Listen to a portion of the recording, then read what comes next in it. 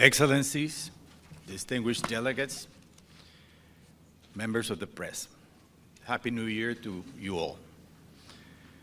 I thank Kazakhstan for organizing this symbolic yet powerful ceremony in which our flags become protagonists on the day we officially sit on the Security Council chair and assume the great responsibility of promoting and maintaining international peace and security at a time the world suffers great anguish. I recognize and thank the presence of Mr. Mohammed Khaled Kiari, Assistant Secretary General for the Middle East, Asia, and the Pacific, and of course as well of my friend Amar, Ambassador of Algeria.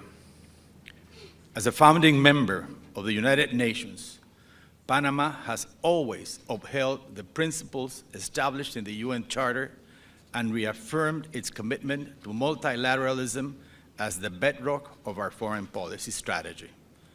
The Security Council played a crucial role in our national history when it held a formal meeting for the second time out of its headquarters in Panama City in 1973 under the able stewardship of our then ambassador to the United Nations, Aquilino Boyd. During this meeting, the world recognized our legitimate claim to achieve control and administration of the Panama Canal, a route that we Panamanians have subsequently expanded in order to better serve the commercial needs of the entire world and to welcome the transit of vessels of all nationalities.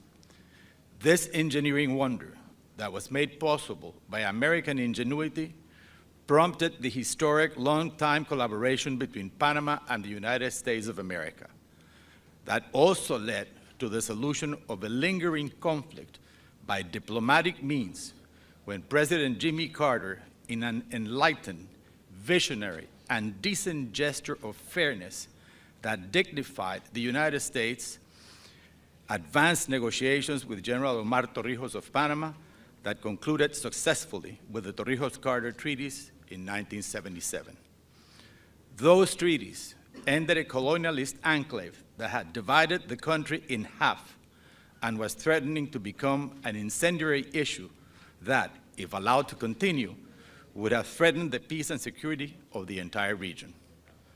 Also, as a result of those treaties, which entered into effect in a process that concluded on the last day of the 20th century, Panama assumed control of its canal and has, since then, served the international community by its successful administration during the last 25 years, without any interference by any other country or world power, and subject to a regime of neutrality that has been respected scrupulously by the entire world. Our flag, that for 25 years flies alone and proud over the Panama Canal, has been a powerful protagonist through our history. In 1964, when Panamanian students carried a treasured flag into the heart of the former Panama Canal Zone, it was torn in a skirmish that fueled nationalistic sentiments and ended with violent riots in which Panamanians and US citizens unfortunately lost their lives and many others were injured. The world can count on Panama to serve as a constructive partner and bridge builder for the work ahead of us in the Security Council in the next 2 years. To do so, we intend to enhance the traditional role of our country as one that promotes dialogue, mediation, and conciliation in international affairs.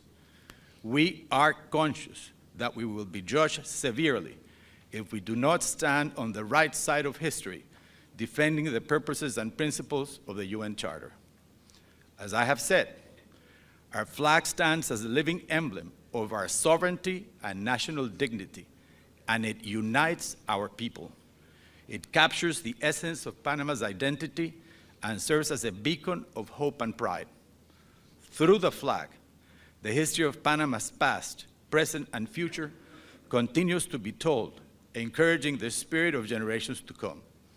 This is why, today, I wish to pay tribute to our flag by quoting a great Panamanian journalist and poet, Gaspar Octavio Hernández, when he expressed in Spanish in an inspiring poem the following: bandera de la patria, sube, sube hasta perderte en el azul, y luego de flotar en la patria del querube, de flotar junto al velo de la nube, si ves que el hado ciego en los ismeños puso cobardía, desciende al istmo convertida en fuego y extingue con febril desasosiego a los que amaron tu esplendor un día. Thank you. Gobierno Nacional, con paso firme.